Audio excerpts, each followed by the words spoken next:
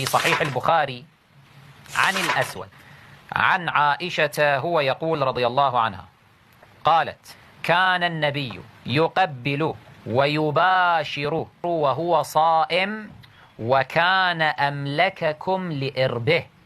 تعرف يعني شو أملككم لإربه؟ الإرب يعني العضو. ليش يقولون أقطعه إربا إربا؟ يعني شنو؟ يعني عضوا عضوا.